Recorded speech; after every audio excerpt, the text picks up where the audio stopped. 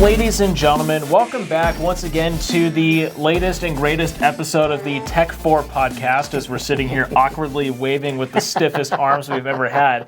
So what we're doing today is a little bit different. You know, Jeff and I, we're both in the real estate world, just like I assume everybody else that's watching this video. And what I want to share with you today, and what Jeff wants to share, is some of our wackiest and craziest things that have happened to us through the process of helping our clients or even just growing our real estate business in general. I've kind of thought of a couple of stories from some of my past experiences and things that have happened to me. Jeff's got a couple of stories, even stuff that he's living out as we speak, of crazy, crazy experiences. I mean, you guys wonder why he's got no hair. This is why. He's been through some stuff. That's right. Yeah. That's right. Thank you for playing along with that. Oh, yeah. I'm mad at you, but we'll talk about that afterwards. I may or may not be getting my next paycheck. Yeah, we'll find correct. out. Something like that. So here's the question. Do you want to go first or you want me to go first? I will. Let's have you go first, and then we'll go back and forth, because I have to tell you, this is something I'm also passionate about. I've been wanting to write a book for years and just send it out to all the different agents and be like, send me your crazy, crazy stories. And people have sent me some pretty crazy stories. I don't even need to do that, because after the last 25 years of being in this business, I pretty much have all the stories that I ever need. So I'll pick my top 3 or 4 just absolute bunker stories, but I want to hear yours. All right. So my examples are more so from my personal experiences, not necessarily from my clients in and of themselves. But these two that I've got right up front are pretty creepy examples of some of the weird things that can happen in the real estate world. So believe it or not, Jeff, there was a time a couple of years ago where I was out in Sun City showing houses. Okay. You know, I've done that quite a bit throughout my career. And I wasn't even showing houses for my own clients. I was showing houses for another agent's clients. They're out there looking around and they want to buy a house. So we're out looking at 3 houses on this Saturday morning. And one of these houses, the owner had just passed away maybe a couple days or even just a few short weeks before. So they're preparing the house for an estate sale, right? So this house, it's like 8 o'clock in the morning. It's cold and dark. All the drapes are drawn. Everything's pitch black inside the house. Believe it or not, what I did is I got there just a little bit early before the clients did. You know, they were a few minutes behind me. And I go to open up the front door. And in the midst of this pitch black house, I turn to my right. And what's waiting there for me? One of those Lifetime tables stacked with porcelain dolls staring back at me in the dark. Okay. So you open up a front door and you see all these white faces staring back at you.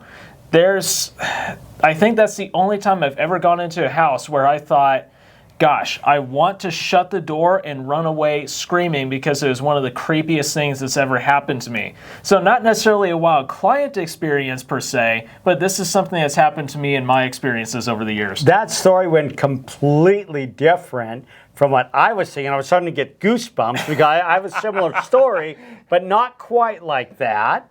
But I'd like that. Let's hear what your story is like. So I listed a house. And as I was in there, kind of cleaning up a little bit and getting it ready to show, the neighbors show up and they say, by the way, do you know what happened in this house? And I go, I don't have the foggiest clue. And they go, well, there was a murder-suicide, and I just want to let you know that they stuck the bodies in the attic.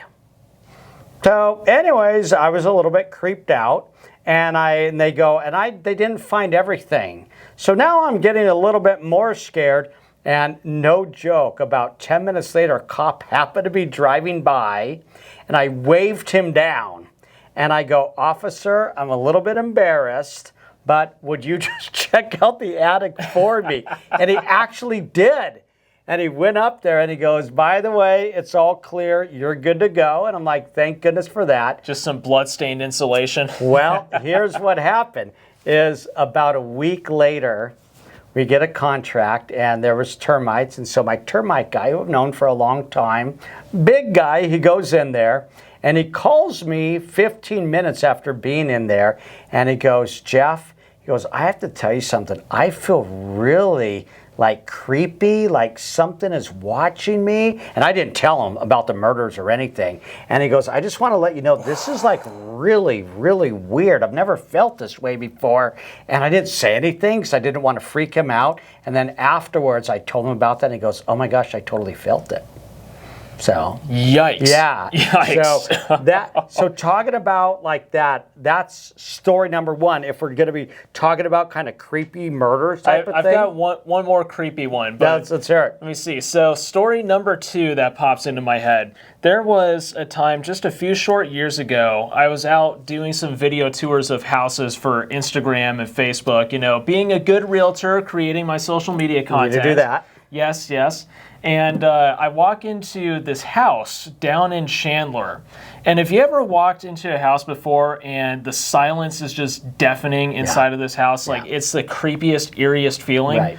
So I walk in here, and it's one of those houses that it's like, you know, it's not brand new, but it's not super old either, but it looks nice. You know, it kind of looks like a luxury house, but not quite a luxury house.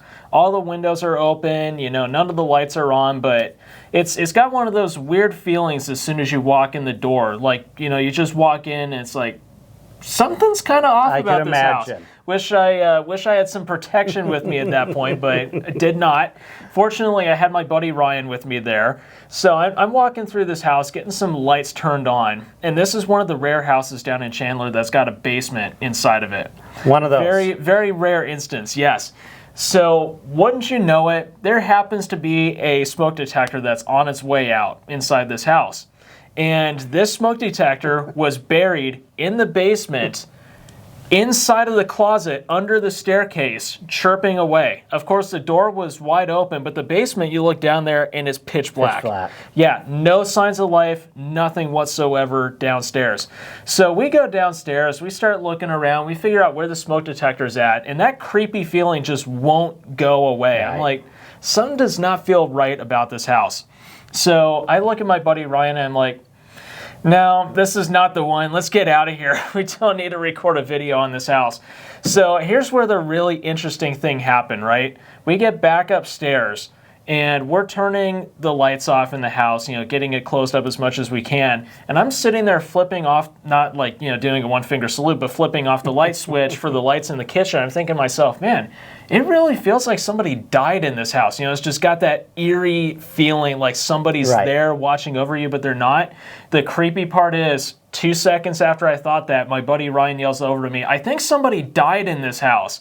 So it's like, if we're both feeling it, it's time to hit the road and get the heck out of here. Wow, just the same with termite guy. Yes, exactly. Yeah. Yeah, no, there was just like a cold stillness in the air. That sixth sense. Yes, there's some weird stuff that happens in this industry. So that's story number 2 for me. So I'm doing an open house. Oh boy. This is a different open house. And I had a young couple come in. All right. And as they walk in the door, hello, Jeff Raskin, ABC Realty, how can I help you? And as they're doing it, they're already looking at the ceiling. They're looking at the walls. They're almost like inspecting them. I go, can I help you? What's going on? And they go, you don't know? Like, know what? They go, do you watch the news? And I'm like, okay, what's going on? And they go, there was a murder-suicide here. How do you keep on getting these murder-suicide houses? I don't know what's up with the murder-suicide and me getting the listing. So anyways, I go, I did not know that, and I truly didn't. And so they go, oh, okay. And they go, look, right up there. There was blood splatter on the ceiling. So I go, okay then. So I closed up the open house after getting their name and information, and I go over to the seller's house. And I said, when were you going to tell me there was a murder-suicide? And they go, did we need to? And I had to think about that for a second. I'm like, touche. Technically speaking. You know, so here's the thing. They never did it. But the worst part of it all, are you ready for this one? They ended up buying the house. Yes. Wait, what do you, oh, the people that came in the open house. The people originally came in. Oh, and by the way, they didn't have an agent, so I double dipped on top of that. Hey. I know. So the blood worked, everybody. Just want to let you know. So they've got this weird thing for bloodstained ceilings, I guess. Yeah, or murder-suicide homes. And I've heard of, not really that, I think that's weird, but if a Hollywood celebrity gets murdered and they're like, oh, I definitely want to be in that house, I think is also weird. But yeah, they didn't care with the celebrity. They're like, I saw it on the news and I want to be in here because somebody was murdered. Super weird. Or you want to buy the house because a celebrity lived in that house in the past. Right. Something like that. Something like that. The other thing, just really quick, so I do want to hear a story, but I just have to say this because this is actually really funny, talking about creepy things. This time, nobody got murdered in the house, thank goodness, right? But my inspector went up to the attic, and he opened up the attic, and the first thing he saw was a person with a rope around their neck. And he freaked out. Holy crap. He almost fell off the ladder.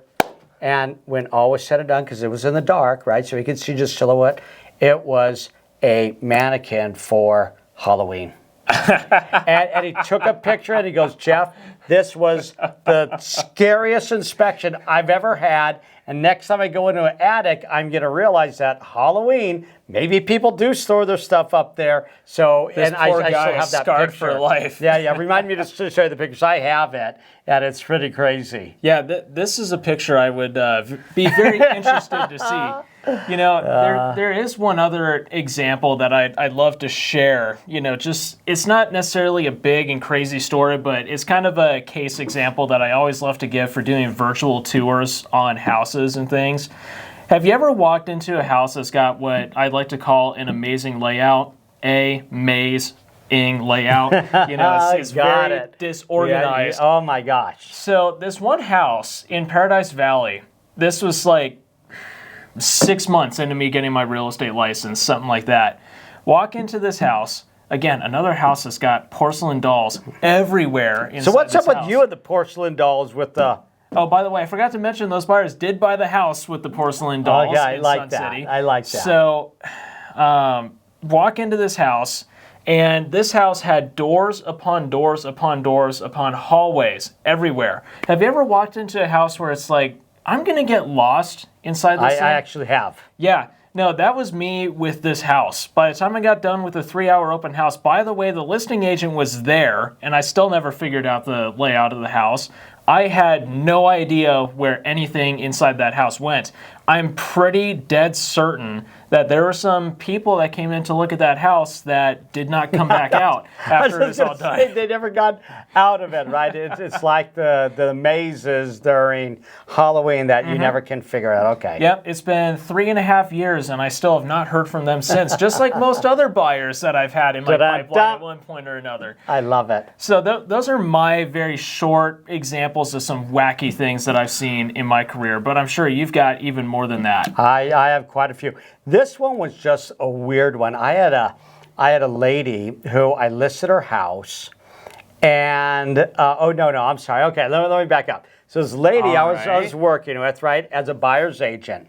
So anyways, we go through escrow, and 2 hours before we're supposed to close, she says to me, she goes, you know what? I decided I don't want to buy the house because I'm going to move to California. And I go, what? 2 hours? 2 hours before. And I go, I think it might be too late to back out at this point. And I call title, and they're like, oh, no. It's actually, we just sent it down for a recording. So this is going to record. It's too late. You can't back out now. So I told her that, and she said to me, put it back on the market. And I go, you mean now? And she goes, yeah, it's going to record my house, put it back on the market.